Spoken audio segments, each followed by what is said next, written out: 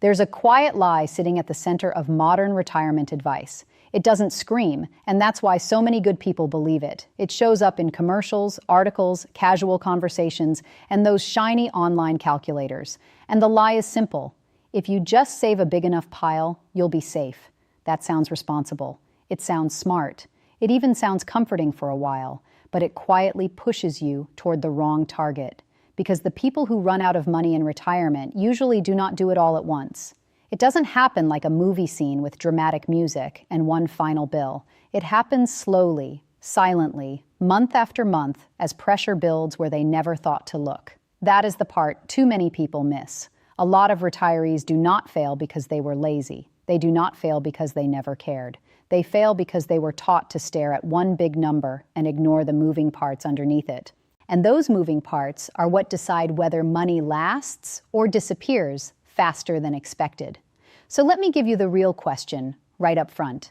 The real question isn't how much money you have when you stop working. It's how much dependable income shows up after you stop working, and how much of your life that income can actually carry. That is a very different question. Think of it this way. Your income floor is like the foundation of your house.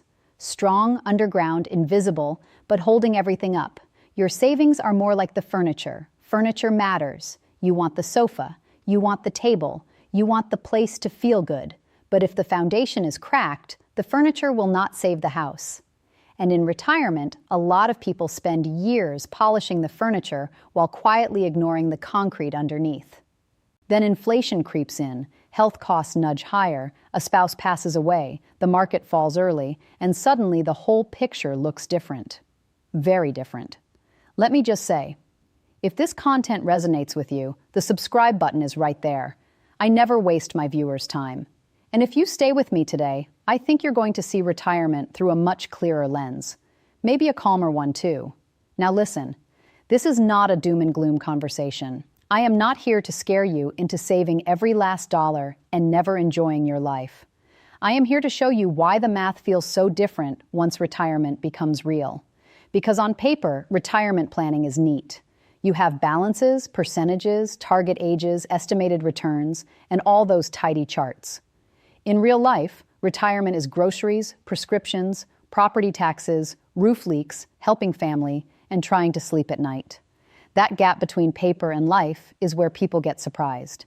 And here's something that should calm you down before we go any further. Year after year, about 3 in 4 retired Americans say they have enough money to live comfortably. Let that sink in. A lot of people feel better in retirement than workers assume they will. That matters because the story you hear all the time is usually the same. If you don't hit a huge number, you're doomed. If you don't have $1 million, you're behind. If your account balance doesn't impress people, your future is in trouble. But perceived data and real data are not the same thing. Perceived data is what people feel when they compare themselves. Real data is what actually comes in every month, what actually goes out every month, and whether the gap between those two numbers works. That is the scoreboard. I want you to meet Karen.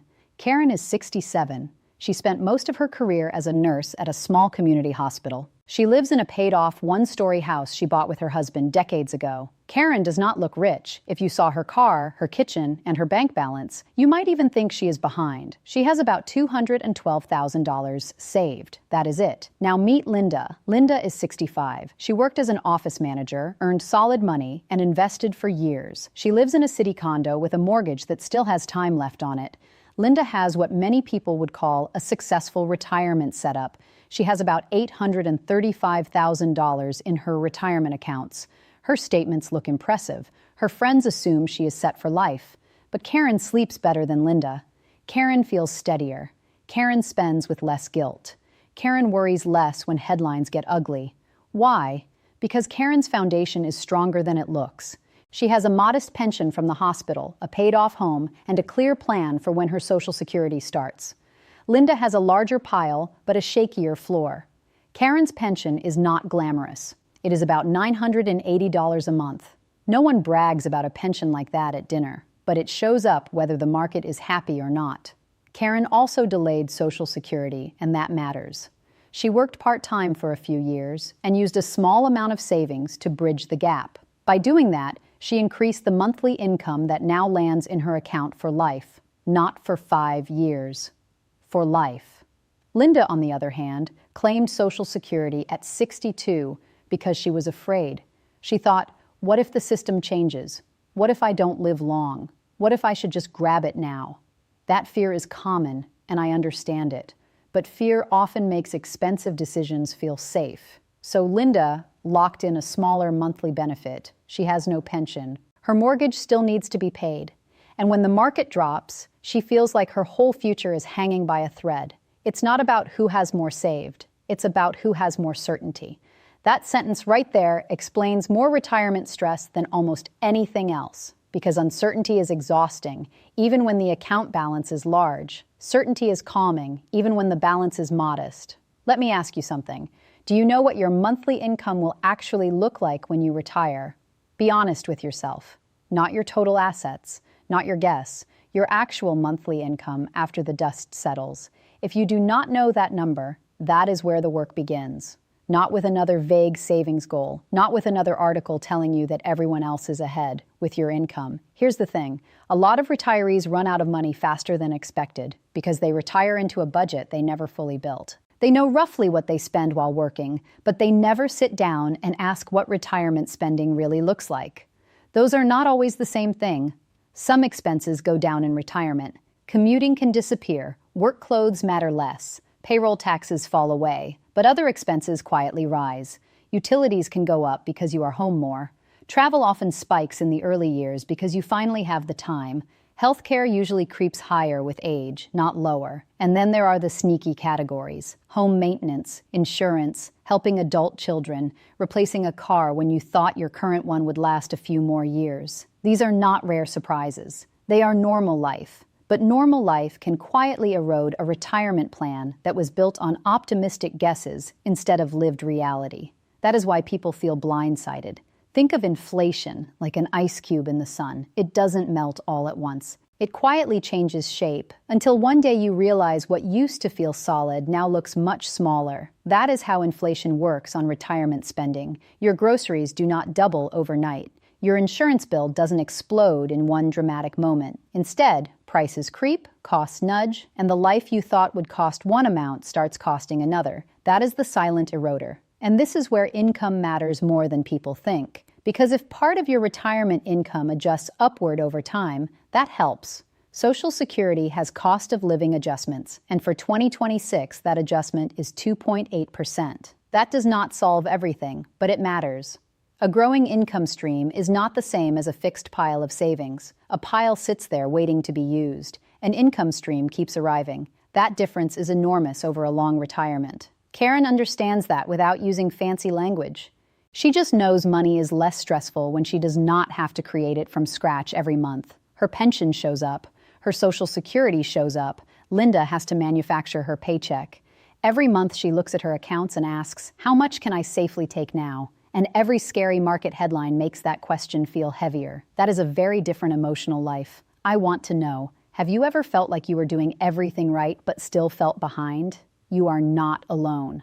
A lot of people followed the rules and still carry this quiet tension. That doesn't mean you failed. It means the rules were incomplete. Because retirement advice often teaches accumulation and ignores decumulation. That is just a fancy way of saying it teaches you how to build money, but not how to turn it into life. Building is one skill. Using wisely is another. $1 million sounds powerful when you are 45. It sounds even bigger in a headline. But retirement does not happen in headlines. It happens in monthly cash flow. If somebody handed you $1 million and told you to stretch it across 30 years, you would immediately start asking better questions. How much can I pull? What if the market drops early? What about taxes, inflation, and healthcare? Exactly. Now you are finally asking retirement questions that matter. The big number myth falls apart the moment you force it to turn into monthly reality. That is why so many retirees feel shocked. Because a big balance can create a false sense of safety. It can look like enough without being structured like enough. And a modest balance can look weak while sitting on top of strong guaranteed income. Appearances are misleading here. Some government data has shown that many households near retirement have nowhere near $1 million saved. Not even close. And yet many retirees still report being comfortable. That should tell you something important. It should tell you that comfort does not come from one giant number alone. It comes from the relationship between income, expenses, debt, housing, health, and expectations. That relationship is what determines whether you feel steady or shaky, not the bragging rights. Quick question for you. If your retirement income was completely guaranteed for life, would you feel different right now? Most people answer yes immediately. That tells you what your nervous system already knows. Certainty has value. Now let's talk about one of the biggest reasons money disappears faster than expected. Sequence of returns risk. I know that phrase sounds technical, so let me translate it in plain English. Bad timing. Imagine you plant a garden and then a cold snap hits the very week the seedlings come up. Same seeds, same soil, terrible timing. That is what sequence risk is in retirement. The order of returns matters more when you are withdrawing money. If the market drops hard in your early retirement years while you are taking money out, your portfolio can get wounded early, and wounded money grows back slowly. When you are still working, a market drop is frustrating, but you are buying into lower prices with new contributions. When you are retired, a market drop can force you to sell investments to fund life. That is the opposite direction, and it changes everything. Linda learns this the hard way. In her first 2 years of retirement, the market stumbles. Nothing permanent, nothing apocalyptic, just a rough patch. But because she needs withdrawals, the dip feels bigger than it is. She is not only watching her balance fall, she is taking money from the falling balance at the same time. That combination quietly hits harder than most people expect. The math gets less forgiving. This is why two retirees with the same average return can end up with wildly different outcomes. Because average return is not the whole story. The timing of those returns matters when withdrawals begin. Again, paper math and real life are not the same.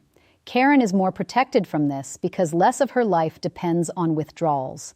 Her foundation carries more of the load. She still has savings, but the savings are support, not the entire structure. That is a safer design. Now listen to this carefully. The real question isn't whether the market will go up over the next 20 years. It's whether your plan can survive bad years early before good years have time to help you. That is the retirement version of durability. Durability is not exciting. It does not make flashy thumbnails. But durability is what keeps the lights on when life gets inconvenient. And retirement is full of inconvenient surprises. Here's something most people never consider. Do you know the difference between what you need and what you want in retirement? That question sounds simple, but it is powerful. Because a lot of withdrawals come from treating wants like fixed obligations. That can silently speed up the drain. There is nothing wrong with wanting more from retirement. Travel matters, family matters, enjoyment matters. The goal isn't just to survive retirement. The goal is to enjoy it. But enjoyment works best when your core life is supported before the extras begin. That is why your plan needs layers. Needs first, wants second. Flexibility always. Think of your retirement like a ship crossing a long stretch of water. You need enough fuel to reach the destination, yes, but you also need to know which cargo is essential and which cargo can be tossed overboard if the weather turns. That is flexibility. People run into trouble when every expense becomes emotionally locked. The subscriptions stay, the gifts stay, the expensive vacations stay. Then inflation creeps in, the roof needs replacing, and suddenly there is no room left to adapt. A plan without flexibility is fragile, no matter how big the account looks. That is why some wealthy retirees feel cornered. Their money is larger, but their spending is rigid. Let's talk about pensions for a minute, because people undervalue them all the time.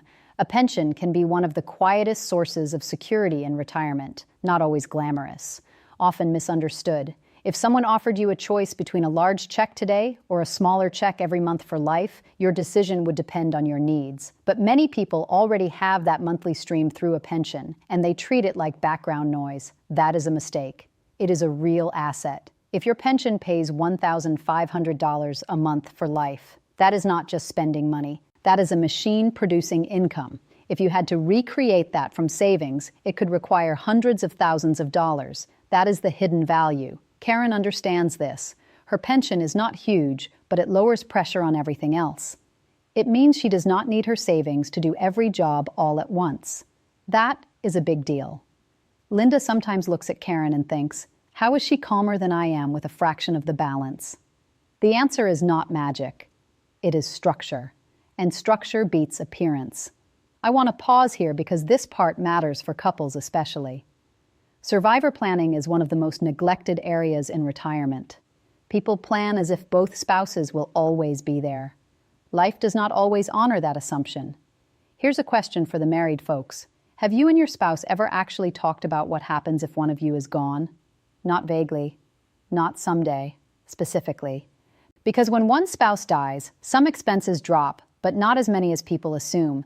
Housing costs often stay, utilities mostly stay, property taxes stay, and sometimes income drops faster than expenses do. One Social Security check may disappear. A pension may shrink depending on the option chosen. That can create a painful mismatch at the worst possible time. This is why claiming decisions are not just about you. They are about the person who may be left behind. A higher Social Security benefit can mean a stronger survivor benefit for a spouse later. That matters more than many couples realize. Again, let me keep it simple. The real question isn't just, when should I claim Social Security for me? It's, how does this choice affect our household income now and the survivor's income later? That is the grown-up version of the question. For people born in 1960 or later, full retirement age is generally 67. Claiming at 62 can reduce the benefit by about 30%. Delaying past full retirement age increases the benefit further. By 70, the monthly amount can be dramatically higher than at 62. Now, does that mean everyone should wait until 70? No. And anybody who tells you that without knowing your health, your savings, your work, and your marriage is oversimplifying the decision. Retirement does not work that way.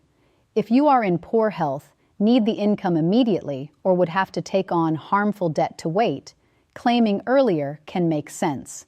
But if you can delay, especially when you want stronger guaranteed income later, that bigger check can be powerful.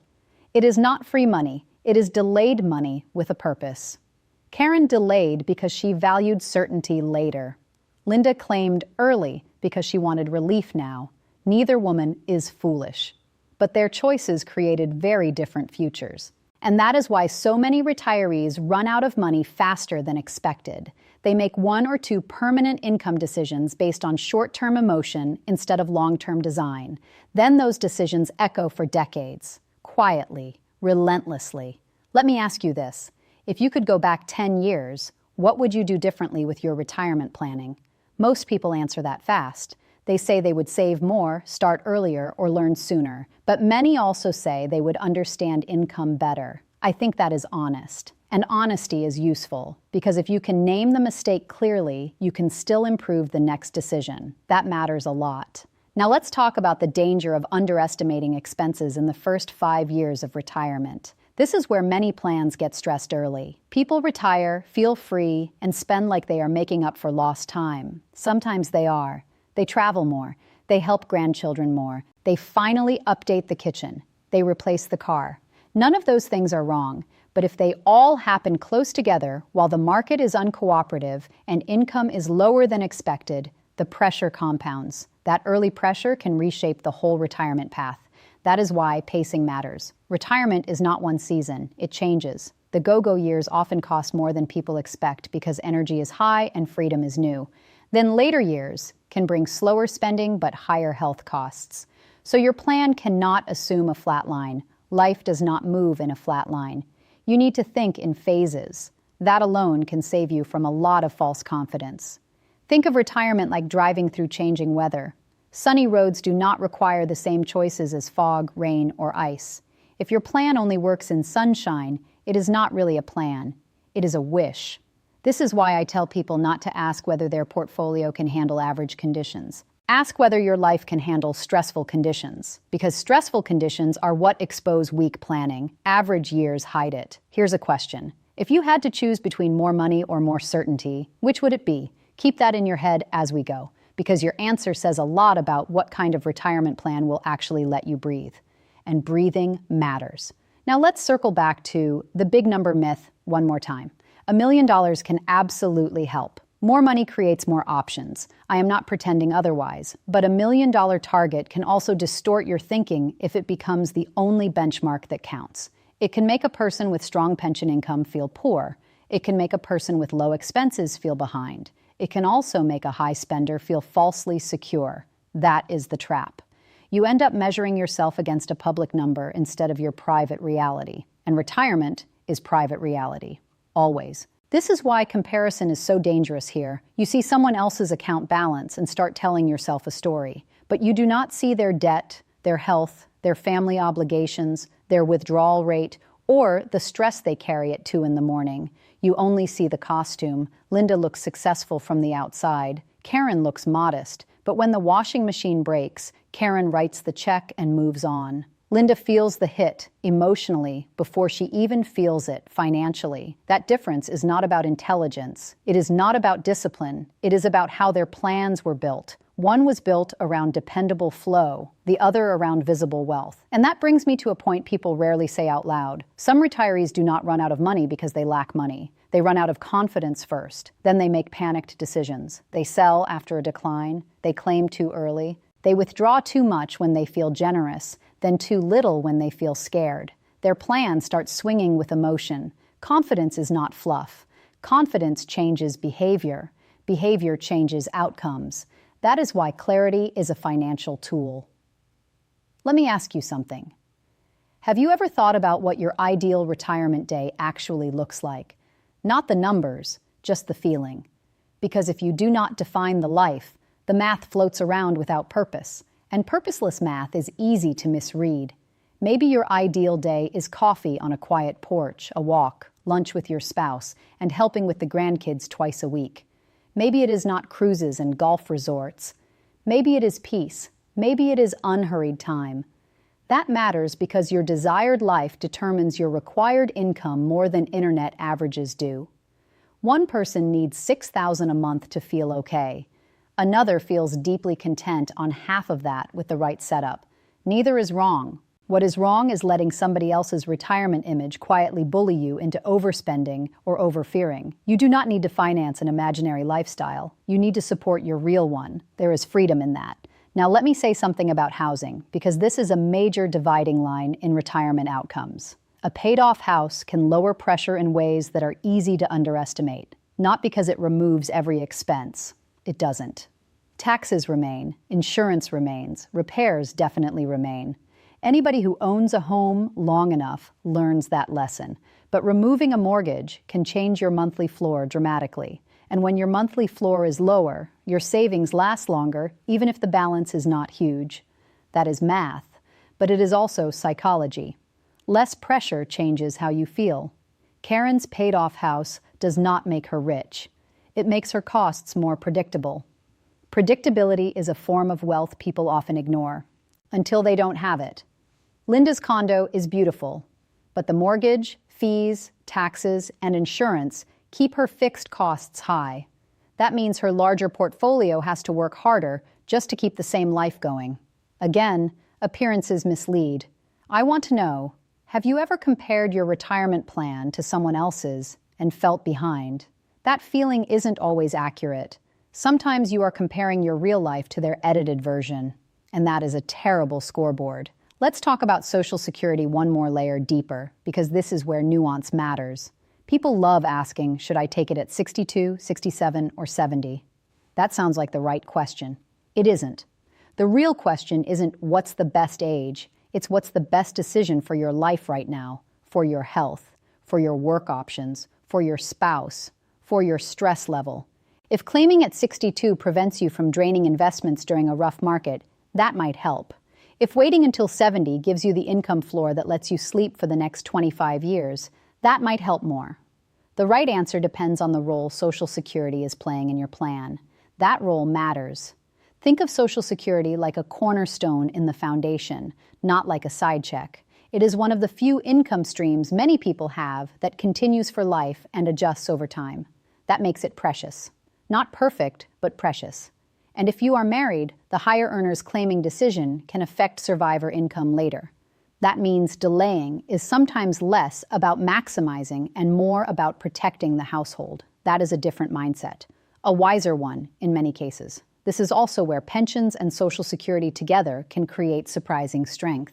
A retiree with modest savings but strong guaranteed income often has more margin than a retiree with huge savings and weak monthly income. That is hard for people to believe until they see the numbers. Then it becomes obvious. Numbers matter, but how you feel about those numbers, that matters just as much. Because if your numbers are technically workable, but you are terrified every month, you may still behave in destructive ways. Peace supports discipline. Panic destroys it. Now listen, none of this means savings are unimportant. Savings are important, very important. Savings give you flexibility. They handle irregular shocks. They fund the fun. They protect against surprises. But savings are not supposed to carry the whole retirement house alone unless that is the plan you deliberately built. Too often, people accidentally make savings do every job. Income, emergencies, fun, inflation, healthcare, family support, travel, repairs, everything. That is asking one pile to carry the world. And when one pile has to carry the world, it gets thin faster than expected. That is the title of today's conversation in one sentence. Not because you did something stupid, because the load was misjudged. Let me give you a simple example. A retiree starts with $700,000. That sounds like a lot. But if that retiree needs $5,000 a month after Social Security to support spending, that is $60,000 a year. Add taxes, irregular expenses, inflation, and bad market timing, and the comfort gap narrows fast. Suddenly, $700,000 does not feel infinite, because it never was. Now imagine another retiree with $250,000, a paid-off home, a modest pension, and stronger Social Security. That person may need only $1,000 or $1,500 a month from savings. That is a completely different strain. Same world, different design. This is why retirement planning should feel more like engineering than fantasy. Can the structure carry the load? Can it handle weather? Can it function under stress? That is a much better lens than asking whether the number looks big enough. Big compared to what? Your neighbor? A headline? A social media clip? No. Compare it to your actual life, your actual monthly needs, your actual risks. I want to throw this out there. What's the one thing about retirement that worries you most? For many people, it is not dying with too little. It is living long with uncertainty. That distinction matters because longevity risk is real. People are living longer. And a longer retirement means your money has more years to stretch, more inflation to absorb, and more chances for life to get expensive. That is why design matters so much. A long retirement is a gift. It can also be a financial test. If you retire at 62 and live into your 90s, your plan may need to function for 30 years or more. That is not a short runway. Over that kind of timeline, small mistakes compound. A claim age chosen carelessly, a withdrawal rate that felt fine in year one, an expense habit that never got reeled in. None of those feels fatal at first. That is why they are dangerous. They quietly build pressure until the pressure becomes the story. That is how people get caught off guard. So what do you actually do with all of this? You stop chasing the wrong measurement. You stop asking retirement to look impressive. You ask it to work. You do the math on monthly income first. Social Security, pension, part-time work if that is realistic for you. Then you build the budget honestly, not your fantasy budget, not the number that makes you feel better, the real one. Then you separate needs from wants, not to punish yourself, to create flexibility. That flexibility is what keeps a setback from becoming a spiral. Then you stress test the plan. What if inflation runs hotter than expected for a while? What if markets are weak in the first years? What if one spouse dies first? What changes? And then finally, you let savings play the role they were meant to play. Support, buffer, freedom, not panic fuel. You're not behind. In fact, you may already be standing on one of the strongest financial foundations available today, but you will not feel that if you are measuring the wrong thing. A solid income floor can hide behind a modest balance. Do not miss that. Let me ask you this. If guaranteed income was the only thing that mattered, would you feel better or worse about where you stand? That question has a way of cutting through the noise because it forces you to look beneath the furniture and inspect the foundation. That is where truth lives. Karen's truth is simple. Her life is modest, but her floor is sturdy. She can adapt. She can breathe. Linda's truth is more complicated. She has resources, but she has to convert them into safety every single month. That takes more judgment, more restraint, more emotional control, and that is tiring. Can Linda improve her situation?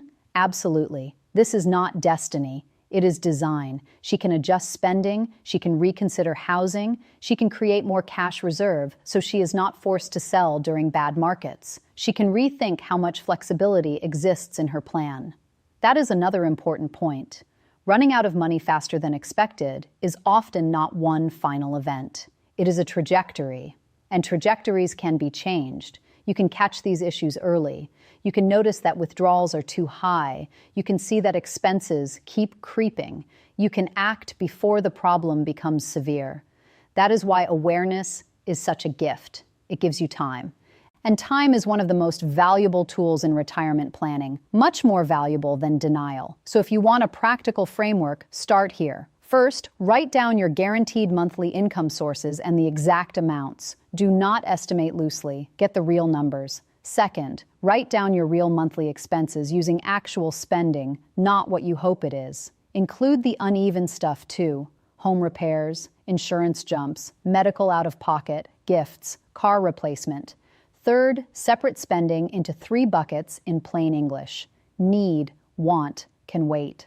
That one exercise alone can calm a lot of retirement anxiety because it shows you what is fixed and what is adjustable. When everything feels fixed, you feel trapped. When some things are adjustable, you feel options returning. Options matter.